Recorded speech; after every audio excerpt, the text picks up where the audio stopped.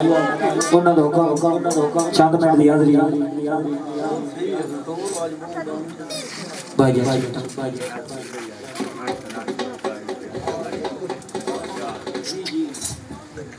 جی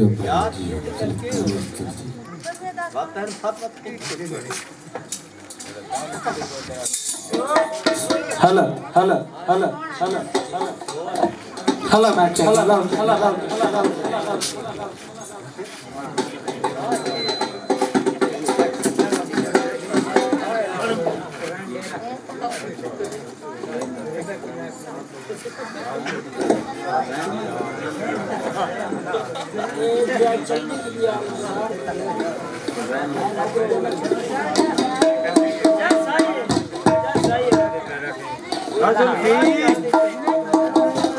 نوکری دینے جناب مہربانی ہاں جی ساڈے چکوال تو آیا مہمان راجہ پرویز اشرف انہاں دے حکم تے گانا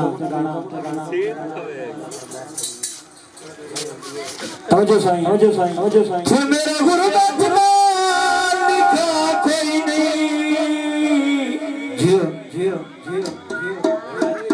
آئے گئی چھوڑ امیدوں مجھے ہم نے انشاء اللہ بس پڑھائے اچھی جاگ جاگیر ہو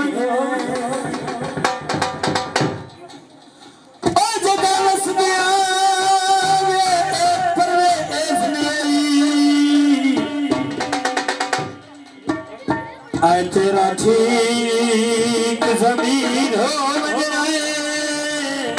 آخری گال آئے تمہیں نفرت دو دفنا چھڑ گئے آئے میرے مگر فقیر ہو مجھے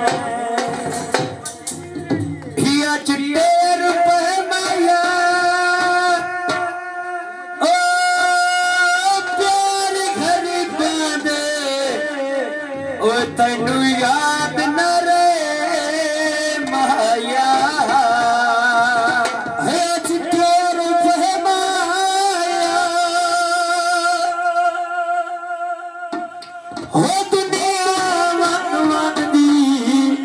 انصاف نہ رے مایا تینو کیوں دے فکر تھوڑی نظر جے ڈر نہ دے دیا سجن رات دیا گھر رات دیا سجن رات دیا گھر رات کیوں دے فکر تے ڈر نہ دے دیا سجن رات دیا گھر رات کیوں دے فکر تے ڈر نہ دے سجن رات دیا گھر رات کیوں دے فکر تے ڈر نہ دے دیا سجن رات دیا گھر رات یا سجن رات دیا گھر رات کیوں مسافر سار تے دیا دیا آگے تو میرے سارے یا گھر رات کیوں دے فکر تے ڈر نہ دے یا سجن رات دیا گھر رات